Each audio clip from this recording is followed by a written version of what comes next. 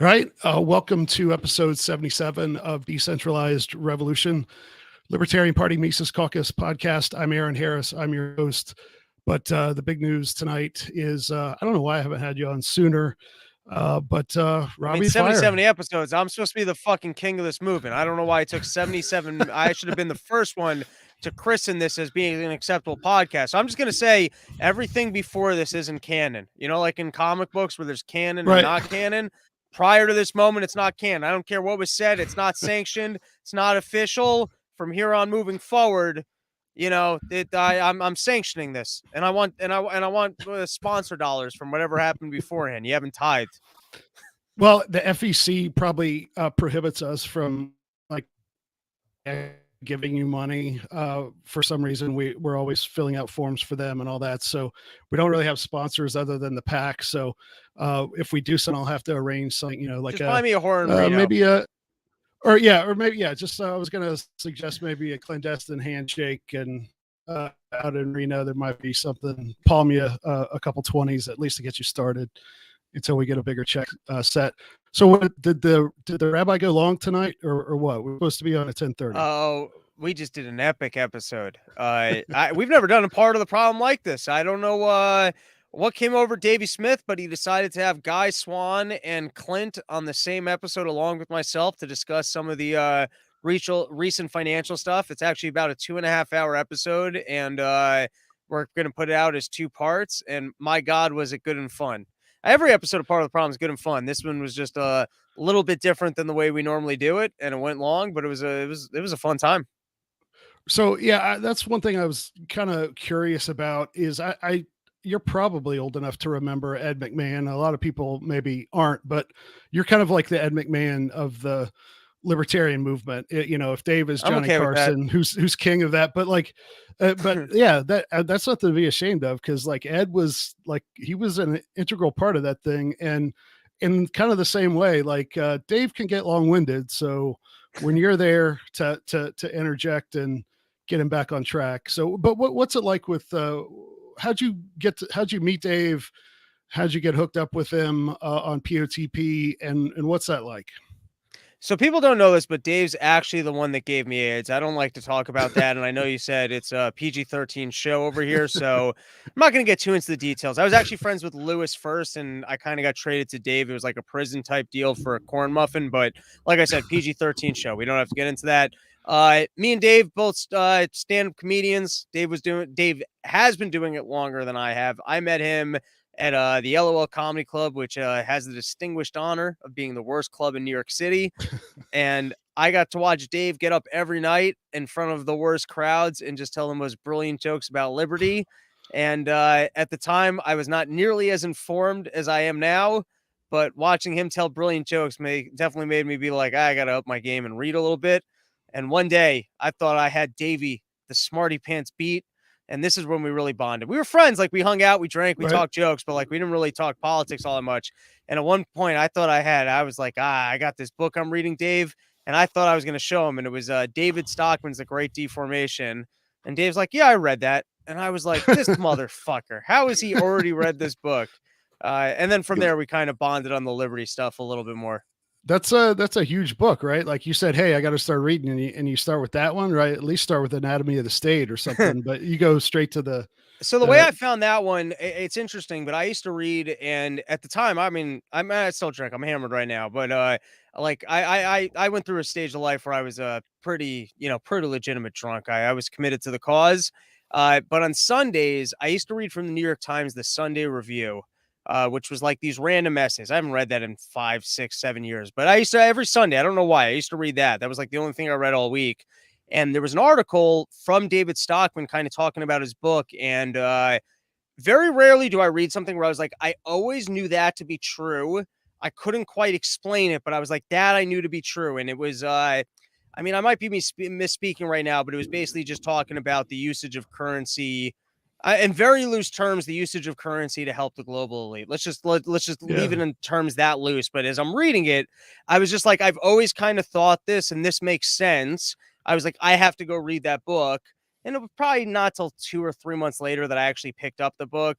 And then I started reading it, and there's gigantic chunks of that book that I didn't quite absorb or understand, but I just wanted to read it start to finish. And some of the sections that were, I mean, I'll tell you, if you've never read that book, go read that book. I would say the two most interesting things in that book to me, well, three. I'll give you three things, takeaways from that book that I understood that are fascinating. Number one, when it came to the economic bailout after the subprime mortgage crisis, he explains that that was 100% to benefit AIG and basically Goldman Sachs, and that when it came to the Main Street and the economy, all of that stuff was insured, and we were sold a bill of goods. We were basically bailing out the important big banks. That's one. Two, he talks about, he's got a great chapter about when, they talk about the government's going to make these investments in green energy and otherwise. He's got this incredible chapter about all of the companies that Obama invested in. And while you had companies that made incredible strides in terms of inventing technologies that would actually be useful for not relying on fossil fuels, the ones that government invested in, it was someone just handing money to their rich friends. And then the third one is he describes with Ronald Reagan how he came in there and, they were going to fix up the United States budget, but they actually put all this money into, the war machine, and just how catastrophic that has been for us from a financial perspective. Yeah, there's so much in there, but I think kind of the nugget is that it doesn't take that much thought to like actually, if you like look at just about anything government does and just like peel back the top layer, and you're just like, what? I mean, like you use the example of like currency to benefit the elites. Like, Ron Paul, I think, said that, foreign aid and stuff like this is what poor people in rich countries giving money to rich people in poor countries. And it doesn't take much analysis to put that together, but people are just so willing to like, I mean, we've been talking a lot about the media on this podcast and on POTP and everybody lately. And it just really goes to show you that if we had a media that were doing their job and like actually doing the things they say they're supposed to do, like I think you guys played the clip from the White House Correspondents' Dinner on one of the POTPs recently. Like there's like lots of this great rhetoric, and if journalists actually did that, so many more people would start connecting the dots. And so I think we libertarians are the ones that are just, we're a little more ornery, we're a little more cynical, and we will do this for ourselves. And so it doesn't surprise me, being a comedian who is always, most comedians are analyzing everything, trying to come up with a take, like, why is that happening? I mean, it stands to reason that you would eventually do that with stuff like the financial markets and stuff like that. Yeah, I went to college. I got a finance degree. I didn't do anything with it, but I definitely, I guess my financial acumen is definitely a pedigree above your average person who might just pick up a newspaper and read it. Well, we could tell that from your last name too. So yeah, there you go. It right. comes with when they snip your penis as a kid. So did you? I think I heard you one time. You did a little bit of sales. Is that right? Oh, dude, I still work sales. You kidding Oh, me? you I'm still a do? fucking sales. Oh, sorry, PG-13. No, that's okay. I'm a sales machine. I'll tell you something right now. By the end of this, you're gonna owe me money. Well, okay. Tell us how. I think we libertarians sometimes do a bad job of selling our stuff, our ideas, because we think that other people are as curious as us about things and Right. concerned about, being morally consistent and stuff like that. So like can you sell somebody something they don't really want, or do they have to kind of want it to begin with? What can we be doing better? Well, I think one of the traps that we fall into is that we're really smart, and so we're willing to explore the negative and kind of the extreme situations with people to explain how righteous our philosophy is. But when we do that, we're kind of playing their game. We don't do a good enough job of like kind of going on the tack and reframing the narrative and going kind of preaching to the positive. We're a little bit willing to like kind of sit back and answer questions of like, well, what if someone wants to attack us with a nuclear bomb? And what if and we don't do a good enough job of going, I just think if we're not spending $1 billion or whatever it is, I don't know how much we spend a year on our military.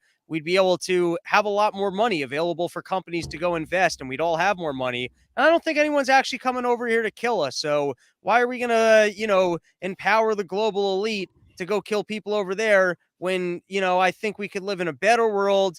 We don't do it. So here's what we don't do enough of is kind of reframing just the forces of good that could come from if people listen to us. And then that's where we're honestly coming from, is that we believe, I mean, this is true. We believe we have a more moral philosophy. And then if you left things to kind of just let's protect private property, if we had that system where people are private, then every financial transaction is built around the fact that you have to provide something of value. And within that framework, we're talking about the harmonious contributions of mankind working together with trade so that they can all have what they want. We're talking about a beautiful philosophy. I find that a little bit too often, because we're as smart as we are, we're willing to sit back and go, sure, I'll field your questions, whatever questions you have, but we don't do a good enough job of like hopping onto the positive and going bigger picture. Here's the forces of good of what I'm describing. Yeah. So I think that's it. What you were talking about though, with like selling people, like I mean, it was in that movie Wolf of Wall Street. Yep. And I actually think one of the best sales books. I've read a lot of sales books, I'm telling you. That guy, Jordan Belfort, his book, I think it might be called Way of the Wolf. Firstly, I think if you know nothing about sales, you don't realize how brilliant that sales book is. That is a brilliant sales book. And he's got that scene in that movie with like, sell me a pen. And he talks about people would come into, oh, this pen is beautiful. It does this, it does that, blah, blah, blah. Well, part of what you want to do in sales, you want to qualify a lead, which is what that exercise is about. I know that's his technical terms. You want to find out if someone needs a pen. And so the idea is to ask questions to see if you can figure out if there's a need. If there's no need, I have no interest in selling somebody something that they don't need, right? I have no interest in that. Doesn't benefit me. It doesn't benefit them. I will define a good lead for you. You know what a good lead is?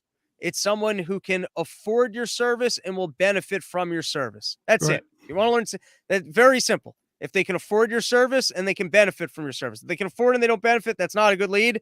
They can benefit from it, but they're fucking broke. That's not a good lead either. Yep. So it's a good idea to find out, like, I mean, you want to sell people on liberty. Here's the starting point. You ready? Mr. Aaron, You've never heard of this libertarian thing. Cool. What's your current political philosophy? I don't know. I mean, I just think that Trump is kind of right with the, I'm playing a role here, but sure. America was better 30 years ago. And I think we should go back to that. And cool. What do you think made it better? What was better 30 years ago that you'd like to see now? I don't know. I just feel like maybe back then that the government and the media and all that weren't so hostile toward like normal folks back then. So you feel like it's a climate where, particularly speaking, the media and government are hostile to people. What specifically do you think is the threat? What do you think is like, what do you think the media is doing that you feel uncomfortable with, that like they're coming after you? What don't you like? Well, I think they push, again, role playing, but I think they push a lot of the cultural stuff, the leftist stuff in schools. You can't watch a commercial these days without, there's these little messages and everything. And basically they're telling people that, people are just kind of conservative and religious, that's backward and you shouldn't be that way. And, the colleges are turning kids against all that. Yeah. I got to ask, is that the most important issue to you? If someone were to solve that, would you go, I love that guy? Like, is that the most important thing to you, that you feel like media is preaching you stuff that you don't like? Like, is that your most important thing? Well, it was in the 2016 election. Okay. And so coming up, do you kind of already have an idea of who you'd like to vote for? Or you're kind of open to whoever you think might solve this problem for you? Well, I mean, I think it's got to be somebody who will, if it's not Trump, to do what he was doing. Like at least he's willing to stand up to those people. I agree with you 100%. I think it's a huge problem that media is going to lie to you and they're going to belittle you. And so I want to tell you about this other guy who I think's really going to solve your problem. There you go. That's the sales pitch. I'm trying to I'm telling you, that's the sales pitch. Yeah. I got this guy. His name is Dave Smith. Yeah. And you know what's great about truth is that if you create a free market, everyone's going to turn on the network that's not lying to you. here's what the media lied to you about. They lied to you about Russia collusion. They lied to you about how do they get away with that? Well, because no one was allowed to bring it. We're going to create a free market for truth. We're going to let everyone have an opinion. And I promise you're never going to feel bad because they're talking bullshit at you again. The sales tactic is ask people's questions, find out what's important to them. Now, if someone were to tell me the most important thing in the world is that I can have an abortion and that my child can be the government's going to pay for gender reassignment surgery when they're age 7. So you know what? That's not a good lead. Then I go, all right, cool. You know what? I believe in freedom and that everyone should have their opinion. That's not the priority of what we're working on right now. And, you know, I hope you get the representation you look for. I can promise you that if we were to run the show, we would not interrupt your freedoms to pursue those interests. You know what I mean? But like, you can qualify. That's not a good leader. If someone's talking to you and they go, the most important thing in the world to me is I want to go invade Iraq tomorrow. That guy's not a good lead. But there's probably a lot of people like you or your fictional example that would mention some things as being their top priority. And so then you go, okay, here's how I can solve this better than the other people. Yeah. I think that's what we tend to do a lot is to people think they know something about libertarianism. They hear you're that, then, you know, they come out with the, hey, what about the roads or this or that? And we get tripped up on, you know, no, we're too smart. Yeah. We got the smart ass problem. We try and go, taxation is theft. And so we want to be inflammatory because we're like, go ahead, argue with me because I'm right. I got the most brilliant philosophy and I'll debate with you. And I have a friend who's the smartest person I've met in my life. And he was like that. He would like to walk into a room. To give you context on how smart this kid was, he got into Georgetown Law with a full scholarship without ever setting foot in a college. Scored that high in his LSATs, never went to college, got a full scholarship. That's how smart. We're talking about a very uniquely bright individual, not the most likable individual, because he loved walking into a room and stating something inflammatory because he knew if anyone took the bait and debated him, he was going to make you feel shitty because he was tiers more intelligent than you. And that was his thing. That's not the way to win people over. Yeah. And so we fall into that trap a little bit. We're like, we know that we're right. And sometimes it can be a little bit catchy. It's a little bit of like more of the sales philosophy of if they're crying, they're buying. It was like the way Patrice O'Neill said he liked to win over chicks, where he'd walk up to some chick and just be like, hey, you got stinky breath, and he'd get them emotional and try and win them over. So I'm not saying there isn't like some sort of a sales tactic there because you're engaging people, you're grabbing their interest, and then maybe like you're working back. Yeah. But I do think that's I don't think it's necessarily the winning strategy. And I do think that because we're smart, we try and win people over in that way, but that's not necessarily likable or persuasive. Yeah. And I think, you know, you look at the Jonathan Haidt's righteous mind argument is that, you know, people kind of based on, you know, genetics, their family upbringing, you know, their culture, personality, people kind of have their own moral framework and they reason backwards to fit into that. And so we libertarians are very concerned with justice, the righteousness of things, and of being like consistent ideologically. And other people don't care about that as much. And so you have to find out what they care about and then show them how the state messes that up. And with just about everything, you can't do that. I mean, unless again, you come up on somebody who is, you know, like a complete authoritarian socialist and, you know, they know, you know, very rarely do you meet someone who's that ideologically, you know, authoritarian and who has like, you know, knows all the philosophy and stuff like that. Most people have a little bit of practicality. They know you know, it's like everybody likes the cops until they have to like deal with the cops. And then they realize that the cops are the cops. And it's kind of the same way with government. Everybody's got something that they know the government doesn't do very well. And if you get them talking about that, and that's another thing about persuasion is getting them to think so they arrive at the conclusion themselves. Very, you know, almost never. Think of how many times, you know, we are, you know, everybody think individually, how many times has someone just beat you over the head with logic and change your mind? Like it usually doesn't happen that way. But by the way, with all that being said, I felt very passionately that the vaccines were not a great investment, to put in soft terms. I Right. didn't convince any of my relatives not to get them. Not Yep. one. Yep. You know, my younger sister, I once tried like turning her on to the Fed. I haven't convinced her in any capacity. So I do think we fall into, sometimes people have so much contrarian information that they just assume like you must be wrong or you must be insane. Yep. I will say though that sometimes over time the stories change and they look back and they're like, "Oh, that guy was right about a whole bunch of stuff. Yep. Maybe I should go hear him out." But it's like I said, the best way to do it is to find out people's concerns Yep. and let them know how this better addresses those concerns if you have the patience to do so.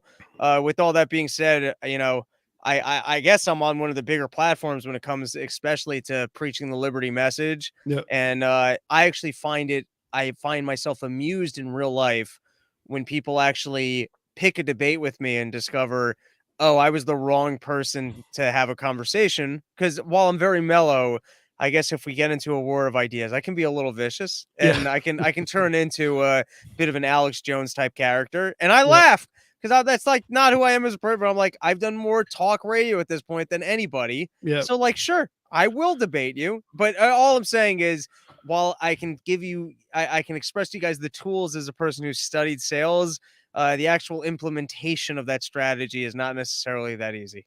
Yeah, and each situation is different. Let's talk about like POTP is such a big Hell yeah. platform. So like what is where how are people finding you? What do they how do they first engage with Dave and with you on the podcast? And specifically I kind of wanted to ask about, Dave has talked a lot about kind of his disappointment with how when Ron Paul kind of semi-retired after the 2012 presidential campaign. He didn't run for re-election to Congress, and a lot of that energy, and I think Dave's right, a lot of that energy kind of in that 2013 to 2015 timeframe kind of, I don't know if it was the same people, but the alt-right kind of, became a thing. What, we can still argue about what that is, but that kind of became the main sort of, there was a lot of energy in that space and not so much in the libertarian space. And so fast forward to, 4 years ago when Mike started the Mises Caucus, one of the first criticisms was that, oh, we're a libertarian to alt-right pipeline. But if I anything, gotta, I just, it's the exact opposite to but me. I gotta combat this. Okay, I So want to get your take. Yeah. no, I'll combat. So for one, I'm not. I'll just be honest. I hear Dave. I hear a lot of people talk about how big of an inspiration Ron Paul was. God bless. When I go back and I watch clips now, he's got a handle on everything. He's wonderful. Wasn't my guy. That's not why I ended up here. He's not one of my heroes. I'm not I want to be clear. I'm not bashing Ron Paul. Ron Right. Paul is fucking awesome. It's just whatever you guys experienced emotionally, your connection to him. I wasn't around for that. Right. On the same note, just here, just to give a little context here, I grew up very Orthodox Jewish. I used to wear a kippah, and so like when people started having like this white guilt thing, and it was like this emotional thing in their brains, it just wasn't me because I felt like an outsider. People Yeah. might not look at me and say, "Oh, that's like a cultural minority and outsider." I'm telling you my personal experience of the way I felt embarrassed wearing a yarmulke in public and the way that I experienced reality. I was the outsider. So when people started talking about white guilt, I was like, I'm not white. I'm not American. Like, I don't know what you're describing. That's not me. So, like, the emotional attachments that you guys are describing, I'm not saying it's not Yeah. true. It wasn't my experience. What the fuck is this alt-right thing? How big is the alt-right? How many Yep. people are we talking about? There's no fucking momentum. There's no movement. Now, the one time I kind of understood, I guess, the momentum that the Ron Paul thing had that I didn't experience was in the early years of PorcFest. They talked about, like, the first time me and Dave did PorcFest, they said this thing used to be totally sold out because there was the momentum of Ron Paul. And the first time we did it wasn't totally sold out. Guess what? The last two times we did it was fucking sold out. So Right. I like, listen, I wasn't around for the Ron Paul thing, so I don't know the emotional charge that you guys got from watching that guy be brilliant and share his ideas. But I contest the idea that the alt-right ever had some incredible moment. I think that was just, CNN looking for an Yeah. excuse for combating some enemy and danger that didn't exist. And I can tell you from being involved with this for a couple of years now, to be able to show up to places, have people show up and be fucking me Caucs through and through, thrilled to see us. I Yep. feel like there's a vibrancy and momentum here that did not exist when I started on Part of the Problem. And I know the way Part of the Problem has grown over the last 5 years. So I just, nice guy. You and I just met me Caucs through and through. Yep. I can test this idea that the alt-right ever really had some big momentum. And I also think that what we're doing now is pretty incredible. Yep. And as great as the Ron Paul thing probably was, and as many people as it turned on, let's look to the fucking future. Let's look at the momentum we're building. And I really think we're building something here.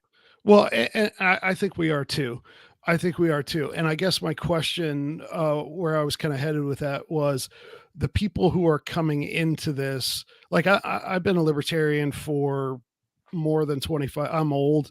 And so I was a libertarian when I was like 17, when I read Rothbard in 1994. Yeah, you were a fucking smart, nerdy kid, dude. Yeah, I was. Yeah, I grew up watching. I was a nerd. I watched the ABC Evening News with Peter Jennings every day, and back then I was kind of a Reagan kid, and I knew the media was kind of like, obviously biased against Reagan. And then oddly enough, Rush Limbaugh turned me into a libertarian because he would have Walter Williams guest host, and I was like, oh, I like Rush, but then Walter Williams comes in there throwing heat, man.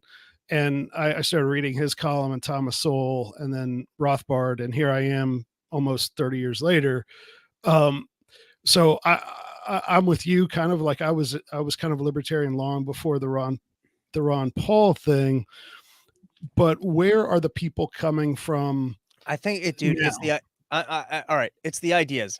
I didn't know libertarianism existed until I found Doug Stanhope, one of the most brilliant comic of all time, and he's talking about this liberty thing, and I'm like, oh, what's this? And they're like, oh, you know what? That kind of better expresses my views. I really don't like debt. I really like freedom. I really like drugs. I really don't like you just start because I was never really a Republican. I was never really a Democrat. I was more of what they call like New York Democrats, which are kind of like fiscally conservative and socially liberal. At least that was the old Trump, right? Like Trump back in the day. I guess that was the old New York Democrats. Now it's a whole different world. But it's the ideas. A lot of people hear these ideas and like, I didn't even realize that this was a thing. With that. So just two things. One is the biggest driver for Part of the Problem listeners is Dave. It's Legion of Skanks. It's when he gets on Rogan. It's when he gets on these other podcasts. People listening to him and they go, oh, these are the best ideas I've heard yet. And then they start listening to the show. And I find one of the biggest services that we do for people is that sometimes people thought that they were a little bit crazy. And then they're listening to us and they're like, oh, that's what I was thinking. And then they realize they weren't as crazy, and we've gotten a lot of things right. We've gotten the COVID story right. We got the Russia collusion story right. And just there's a lot of things that have been yelled at people that we were like, that doesn't sound right. And we turned out, our analysis was accurate. So that's a big driving force, is just that Dave's really good at getting onto big platforms, being so articulate, and people realizing like, oh, there's this other thing. I also think that there's a lot of Republicans and Democrats out there that if they just heard our ideas, they don't realize it, but they're actually libertarians. Now, I think there's probably more people that are Republicans are actually libertarians. The reason that they will stand with the Republicans is just because they're like, I hate the Democrats so much. Yep. I want to be on a winning team, and just what they're doing is so rotten. I agree with you. I'm a libertarian, but like, you guys aren't going to win. So I like what they're doing so evil. I got to be a Republican. Yeah. But if we can get more people to realize, well, you're really a libertarian, and kind of grow the thing, I like that wheel can kind of turn. Well, I think the wheel really has turned in my lifetime a lot from, in the 80s, it was, the left tended to be, really bad on economics, but they were sort of kind of anti-war. They were good on civil liberties and things like that. Whereas the right was a little more conservative on this. And they were pro you putting your penis in other people's butts. They were Yeah, dudes, you know? the I'm all about Democrat that shit. the Democrats Oh, were I'm definitely sorry. in the vanguard You of said that. PG-13. Yeah, I can't be PG-13 when I've been drinking at 11:30. Yeah, That's on you. I'm sorry, sir. I should have known. That's okay. But I think the wheel kind of has turned from liberal to conservative to it is shifting to authoritarian libertarian. And I think that's what I think you're right that a lot of people do look at the left and, look at where they've been on free speech and, basically every civil liberties issue other than abortion, they are hardcore individual rights don't matter, you know, like with all the COVID stuff, that just like flushed a lot of them out that Freedom's too they, dangerous. yeah, it's exactly it. And so I think that as the GOP's sort of boomer constituency dies off, that a lot of people who have that sort of emotional tie to the Republicans, they still look at it as, Barry Goldwater and Ronald Reagan, like that's going to go too. And so I think we're going to end. I mean, the two How old parties are may. you? I'm 46. Dude, I don't even know the name Barry Goldwater. Ronald Reagan means shit to me. So I'm just saying, like, as the population ages, like Yeah, what you're describing, which is like what I was saying with the Ron Paul thing, it's all beautiful and it's a part of your yeah, reality. But there's a lot of people out there that this means nothing to them. right.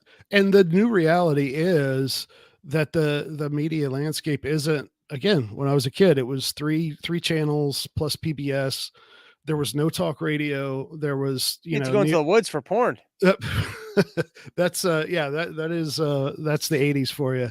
But like now with podcasts and social media, things like POTP are able to flourish.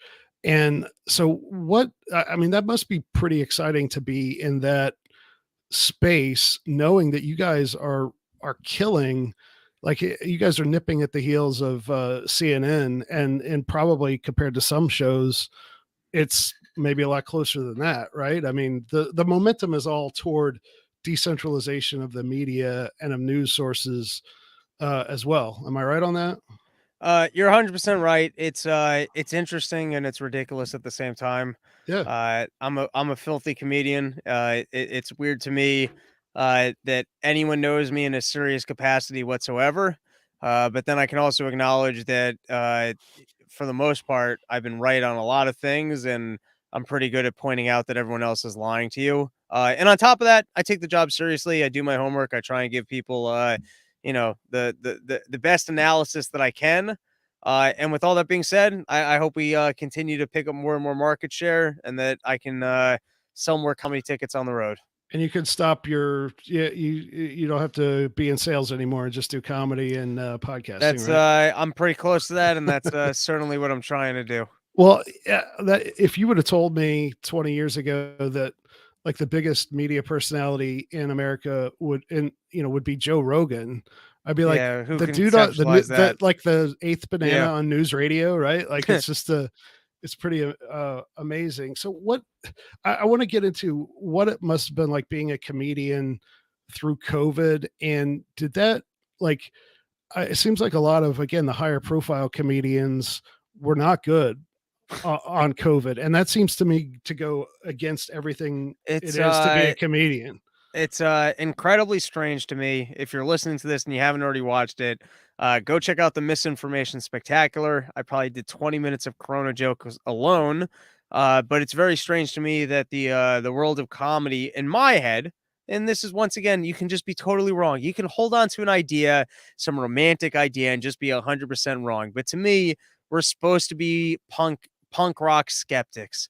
Yeah, Even though I'm not a big George Carlin guy, like that to me is kind of the paradigm of yeah, like, who just goes, the government said so. It's like, imagine the same crew of people being like, oh, yeah, we got to go fight in Vietnam. If you don't say that we got to go fight in Vietnam, like, oh my God, what are you against our country? Do you want us to be taken over by communists? It's like, how the fuck did comedians, the people who are supposed to poke fun at shit and like see through bullshit, just take this one hook, line, and sinker and like shut? It's also the most American thing in the world is doesn't fucking matter. We're gonna work. We're yeah, America. We're gonna work. yeah, So it amazes me that I would have thought that it was not a function of my brilliance or originality that I had the opinions or perspective that I did on work, on comedy, or on COVID. However, I do think that it's interesting in a way, and I hope I get to profit off it handsomely at some juncture in time. Yeah. But the fact that a person as uninteresting and uncool as me can be a rebel within the society, that I don't have to be physically violent, I don't have to look particularly cool, I don't have to do anything other than have this unbelievable opinion Right. that you shouldn't have to take an unexperimental vaccine, Yep. and that you shouldn't have to listen to government on censorship. So in a way, it's interesting that how easy they've made it to be a rebel, you know? So in that way, it's kind of cool. Are most comedians like, do you see a trend within professional, semi-successful to successful comedians? Are the good ones still good by being that sort of contrarian voice, or are there a lot of people who are not doing that? But can you still be funny and not challenge stuff? Like I think what's so. actually I going on think in the no, clubs, no, I do. I do think so because, for example, I think I think Andy Kaufman was incredibly funny, right? right? Or like I think Mitch Hedberg was incredibly funny. So like to me, when it comes to stand-up comedy, like funny is funny, and I like people that do things that are just silly, that have zero opinions. Like I have a lot of material that's about fucking absolute nonsense. Like so to me, Yep. however, with that being said, it's like if Mitch Hedberg goes on stage and he kills with his jokes, and there's a marketplace for that. There's something to it. Yep. But then, like, if a Louis C.K. goes up and he tells some joke that kind of exposes a like some gives you a little bit of an insight into your human condition, into depression, or if a Yep. Doug Stanhope goes up and he tells you some joke about marriage and why does government have anything to do with marriage, or even this is the best example. I didn't agree with this bit whatsoever, but Jim Jeffries had a brilliant bit about gun control.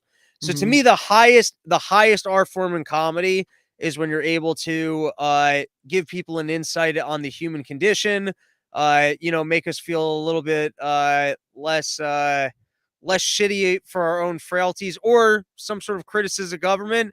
But then again, I love I tell a lot of Yeah. dick and fart jokes. You know what I mean? There's a lot of people that are just funny, and God bless that too. Just to go back to your point, I go to the comedy clubs, and there's plenty of people that are funny that have opinions about absolutely nothing, Yeah. and God bless it. Well, no, I like that. I mean, that's good too. Everybody, Jerry Seinfeld's another one that he's not political. Who I like his stuff. Mitch Hedberg, though, he's in my top 5 all time, I think. Yeah, who's your But so top five? my man Dave Chappelle, who All right. lives in the town next to me, Oh, that's cool. where I'm from, back in Ohio. I'm in Tennessee now. I don't know. Carlin would be up there. Rodney. Um, uh, Trying to think maybe the other.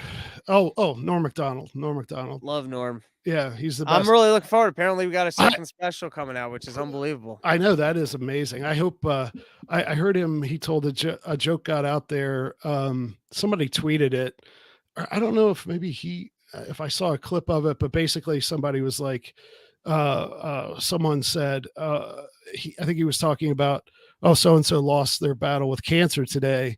And like, I think the joke was, hey, I'm pretty sure it was a tie The because like when I die, the cancer cancer died dies. too. Yeah, great joke. But like, I hope, I would love to, I hope, cause yeah, that one hit me kind of hard. And to hear him like talk about his death, should be hilarious in a therapeutic way. But like, so I think you definitely can be sort of apolitical, non-political and be funny. And you can be anti-authority and be funny, but can you like, I never click on these things because I don't want them to pop up more in my YouTube feed, but like YouTube, like no matter, I never click on them, but they still show Colbert, Kimmel, the other guy, Well, those Fallon. guys aren't.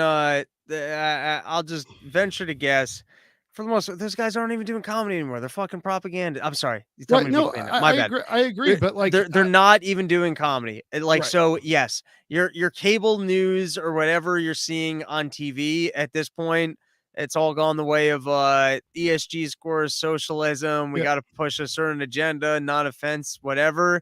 But there's plenty of people, still showing up to comedy clubs telling funny jokes. Well, that was my question. If Jimmy Kimmel went and did his normal No, monologue, no, like would in a not real work. comedy club, Nope. what would happen? Mm, so it depends on if he took the exact monologue he was doing on the Tonight Show, went to a comedy club and did it. Mhm. Depends how many minutes is a typical monologue. It's usually like 10, right? I mean, So it would work for 3 or 4 right, because people would be excited to see Jimmy Kimmel. right.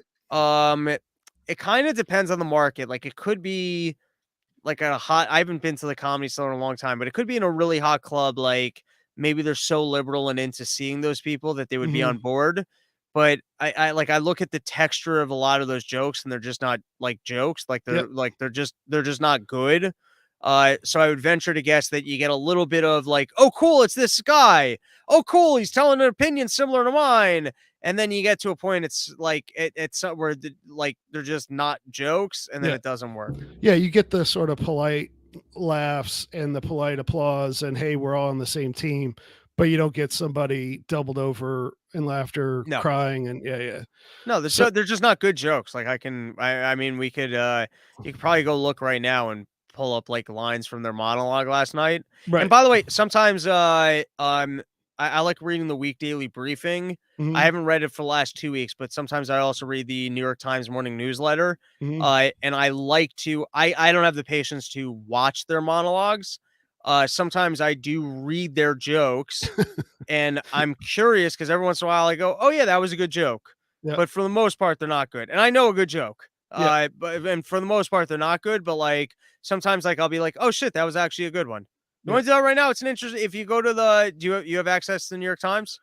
No, I don't. I mean, I don't know if they'll let me read an article or 2 before they put the paywall up or not, but I can check. What do you want me to look up? Here, I'll pull up last night's monologue. We can Sure. read through it and we can literally just like evaluate it joke by joke. You ready? Yeah, Give me a second. Give me a second here. If I can pull it up. yeah. I just can't get, out of my mind somebody played the clip on their Twitter feed of, Stephen Colbert and the dancing, Oh yeah, now needles. it turns That's out uh, all right. So yesterday, today is May 13th, right? yep, Okay, here we go. I got this in front of me. Um, all right, let's start with this looks like this is Kimmel from last night. You ready? yeah. And so they edit it down to the best jokes. I'm gonna read them. Here's the These are the first one. best ones, okay. All right. Kim Jong un declared a maximum emergency in North Korea on Thursday as the country reported its first outbreak of the coronavirus. According to the director of the National Institute of Infectious Disease, Dr. Dennis Rodman, the virus, which until now have been undetected, has appeared, Jimmy Kimmel said on Thursday. All right. So the fact that they're saying that the doctor is Dennis Rodman, it's not the worst joke. It's very Right. wordy. So Yeah, if I we was just gonna started about off as King Jong-un declared a like even the maximum emergency is unnecessary. So it would just be yep, King.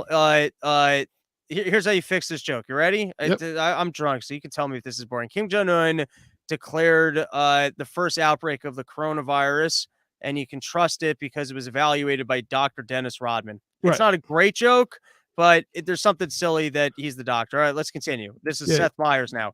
North Korea reported its first coronavirus outbreak today and ordered all cities and countries to enter a lockdown, or as they call it, business as usual. That's a pretty good joke. That's fine. Like I would tell you, like I'm not a fan of the show. That's a pretty right. good joke. That's not bad. How did COVID even get into North Korea? Did Kid Rock play Pyongyang and not tell us about it? That's not a good joke. That was Jimmy Kimmel.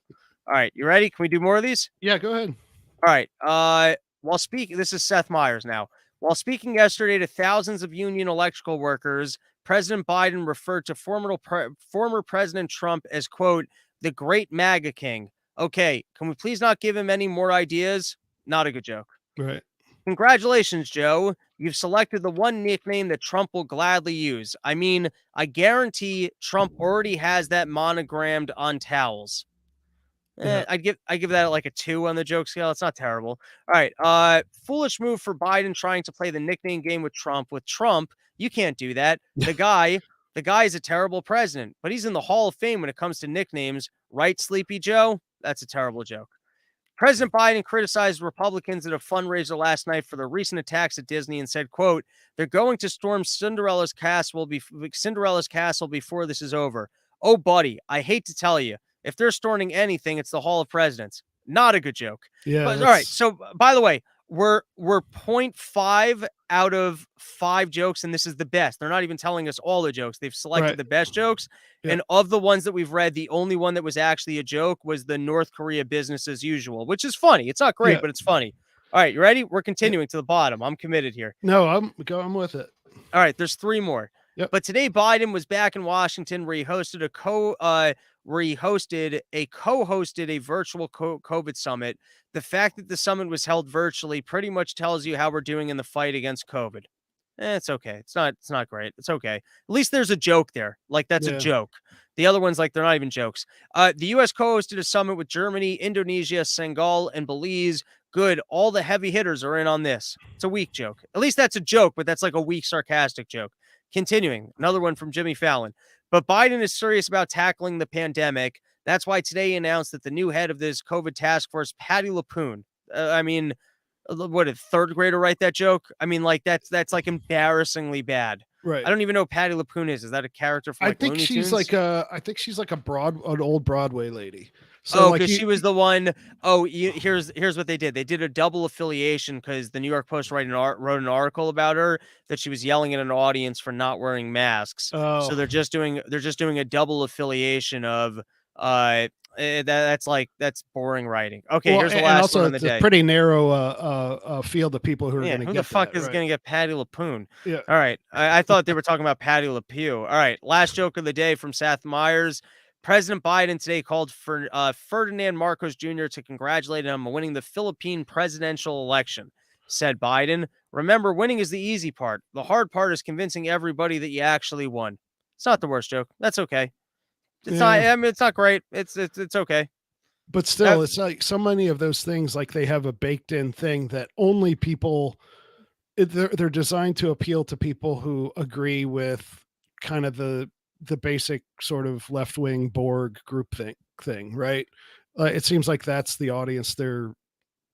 That's the people that, I think with comedy, you have to assume like a shared body of knowledge, right? Like, if you went to Australia, like there's certain things that you would be able to kill with here in America that they're just not going to get.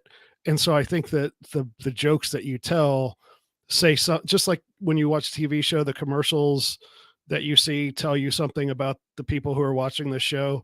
I mean, I think it's the same thing.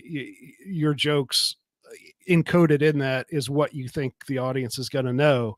And all of those jokes tell me that they're aimed at people who listen to NPR and read the New York Times and watch only these shows and don't listen to Rogan or, you know what I'm saying? Yeah, they're fucking lame. Excuse me. That's okay. So what's it been like getting back out on the road? It must have been horrible to not be able to do that, but like, is it better than ever? Is it weird? Like, what are audiences like? Dude, I don't know what the hell I'm doing. I honestly don't. I've been doing comedy a while, and I'm trying to retool because in New York City, it feels like when I'm running some of the jokes that I prefer, which are dark and they're not the perspective that they want to hear. I used to take the perspective of like, I want to polish myself to a T so that when I get in front of my crowd, so it's like, I don't care if the New York crowd doesn't like it. Yeah. But now I'm noticing I need the stage time a little more. So I'm trying to run material that might be a little bit more appropriate for New York City club audiences and just doing so I've been doing comedy 11 years. Sadly, I'm still not in at clubs that I'm able to get up every night, but luckily because of the podcast, I'm able to kind of put on my own shows. So I'm doing Summer Porch Tour at the moment, and showing up. I did the first one in Lady Lake, Florida. I think I did about 45 minutes, went over great. So the answer is, even though I never cared about Corona and we're a year past it, it's definitely still affected my comedy trajectory and still in terms of getting up like on a regular basis in New York City. But on the same note, it's cool with the podcast. I'm able to get out there, put together my own shows, and people show up. So I don't quite have a perfect strategy for comedy, but that's what makes it fun. It never stops being difficult, do different clubs in New York have like different personalities, different things work? No, it's the same. It's the same club on a different night. You know, Okay. one night people are like really on board and like you can kind of go weirder or darker, and then other nights, you know, the people in front of you kind of ate shit. Crowd's not into the show, and Yeah. you gotta be really likable and have really working material, or you're gonna fucking eat your dick. Excuse me. I'm so sorry. You told me very So clearly all I to keep it said, PG-13. so I texted Robbie before, and I always tell people like I've had Yeah, but Maj you did tell me 5 minutes before and after Yeah, I already agreed to do it. So talk yeah, about sales. yeah, After I already said yes, you're like, and by the way, we keep it PG-13. yeah. I said I'd like to keep it, but we can kind of Right. push it a little bit given who we're talking to. But so when I put it out on the podcast feed, so I can warn people if they have kids. But Yeah, tell them at if you got 10:30 on filthy Friday mouth. night, it's okay. So what are who are your favorite comedians? Maybe some from all time and who are working now. I need Uh, to dial up all some t- comedy this weekend.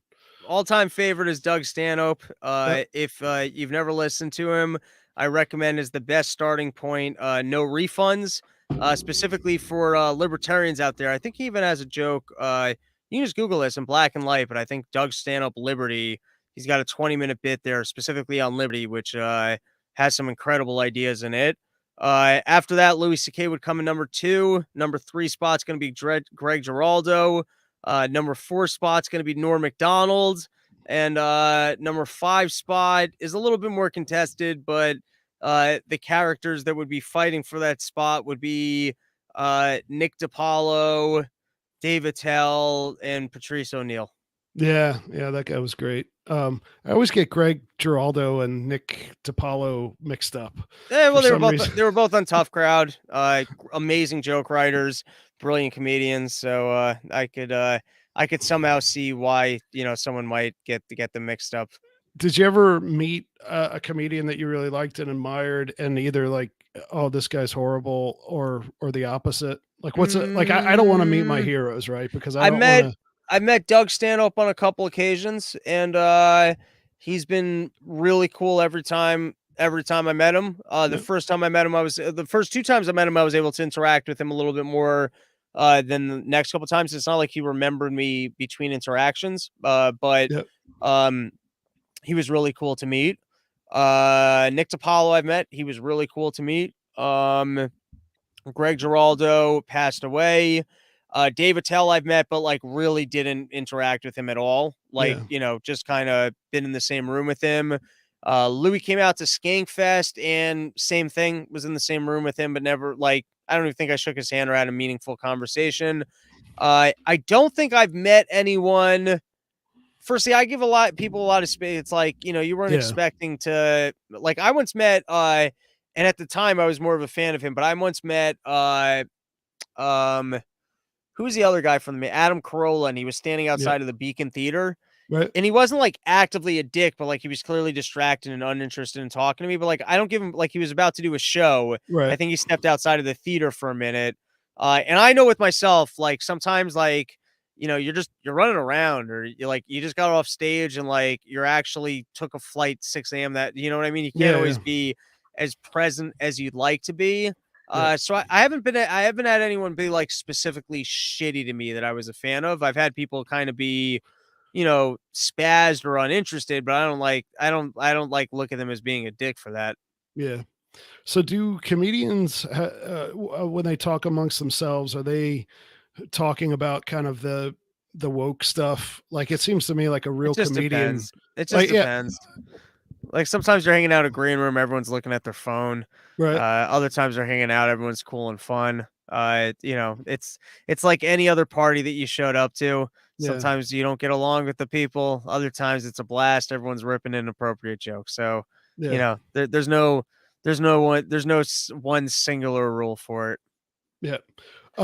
It's getting late, and I can tell that either you're getting tired or I don't know if you like, I don't know what's in that cup you got going there, but I've been podcasting straight since 8 p.m. So you're getting a little punchy. I've been literally sitting in this exact chair from 8 to 11:40. We're also, you said 45, we're at 54, Yeah, I but know. I'm good for one more question. Okay, well, just we've all been looking forward to Reno for 2 years now. I know since the Orlando convention, I've been like, counting down every single week, and we've done everything I think we can do. We're so close, and I'm excited. Like, how are you feeling? What are you going to do out in Reno besides hit? Are brothels legal in Reno? I think I so. I don't know think you'll be I'm not gonna actually hit any brothels, and I'll okay. be honest here.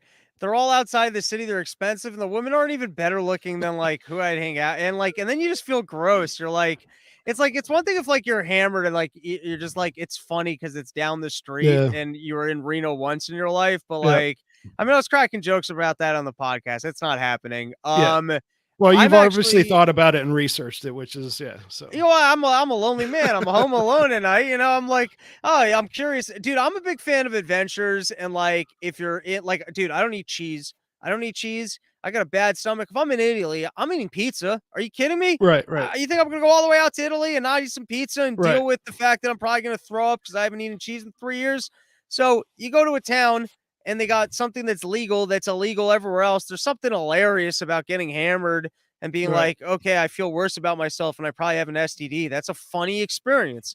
But after having looked it up, it's like it doesn't, it just it does it actually, and I'm a germaphobe. I talk a big game. I'm Yeah. a germaphobe. So it really doesn't appeal to me. I'm gonna be getting in early because I'm actually flying. This was funny. I'm going out to California to do a show. And then I booked flight. I was like, why would I fly all the way back to the East Coast to then fly to? I was like, this makes no sense.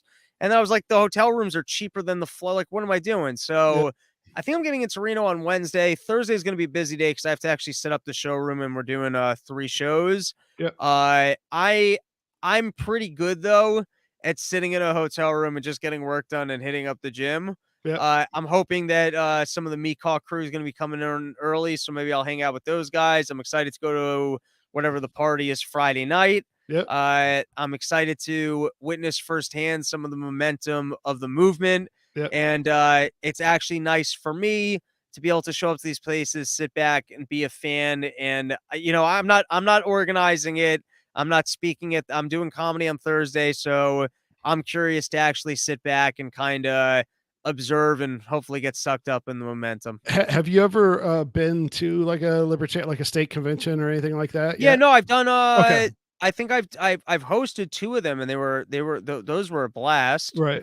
Because sometimes Yeah, sometimes libertarian events, especially when it's like the whole movement, like sometimes you're in like a room or a situation where it feels like the bar scene from the first Star Wars movie, right. right? You're just Okay. like, who are these people? Right. And half of them are cool, and half of them are just like, I was at the convention here in Tennessee back in March. Scott Horton was here, and there was a guy walking around with like a tactical vest on, and he had like a katana, right, like a sword. It was just like walking around, and like at first I was like, do we know who this guy is? Because like I mean, It seems I'm dangerous. sure.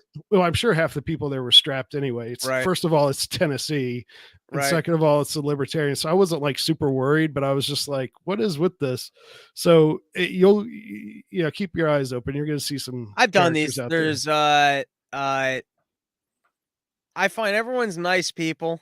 Yeah, I haven't dealt with too many but some people lean a little more autistic, some people lean yeah, a little bit more cool. That's the way it goes. yeah.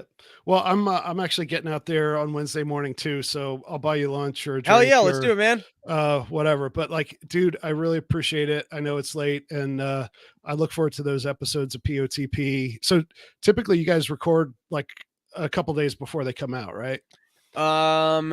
I think it depends. I mean, like, ideally we're as close to public. Well, usually we record like day of or the day before it goes live on Mhm. Gas Digital. And so Okay. sometimes I think ideally we're recording the day it's going live on Gas Digital so that it's out live the next day. Okay. But for all the years that we've done it, well, I guess we don't quite have a Yeah. perfect system. So are And it certainly is a shame when by the time it comes out, the news has already changed, which Yeah, happens sometimes. it does. So all the tickets are sold out for the Reno shows on Thursday, right? No, the Late Show still has I think I'm gonna get I eyeball Late Show 50 tickets left. I would Okay. eyeball. Okay. But we sold out the first two, and I was able to work out the chair negotiations. Oh, So you added a third one. yeah, we're doing first show stand up, second show live podcast, third show stand up. So there's Oh, that's 3 great. shows now, and the Late Show, which will go from about 11 to 1. There's still some tickets available. And if you live out in California, I'm doing Summer Porch Tour by Brian McWilliams from Lines of Liberty. I'm going to be doing stand up. He's doing stand up. And then I got my friend Steven. We're going to be doing a live podcast. He's been my resource for everything Corona related. Okay. He's a brilliant non-scientist who has a really good handle, does his homework, and be on the lookout because I'm doing a lot of Summer Porch Tour dates. Check out the Run Your Mouth podcast. I do, Yep. news breakdowns and stuff. Yep. And I think that's all I got to plug. All right, Reno, man. come party. Yeah, I'll put the links on the show notes page, decentralizedrevolution.com/77. And yeah, I appreciate it. You kind of came through for me on short notice today, and it's a pleasure to meet you. Oh, one last question. Like, Sure. did you self-coronate as king of the Caucs, or did Dave where did that come from? So I mean, we're going way back down the archives here, but Right. it came from I mean, this is how bad of a libertarian I am. At the time, I was not even familiar with Ludwig von Mises. Right. And so Dave said, I guess it was Mike Heiss's thing, but he said that we were starting the Mises Caucus. And so I said, that's the worst name I ever heard. Right. And he said, Yeah. well, it's for me. I was like, well, it's terrible. There's nothing marketable about there. I was like, Yeah, you know what? I was like, let's call it the Me Caucs. And you know what? I'll be the king of the Caucs. Right. And luckily, people embraced me as their leader. They were Right. accepting of my terms that I would lead the caucus, and so that's where it came from. Well, we're glad to have you on board, and yeah, you guys kill it on POTP, and it's yeah, lunch is on me when we're out there. Hell and, yeah, man! Let's do it. I appreciate it. I'm gonna take you to the bank, hotel, casino, buffet. Okay, man. All right. Thanks, Rob. All right, later, dude. Yep. Bye-bye. Peace.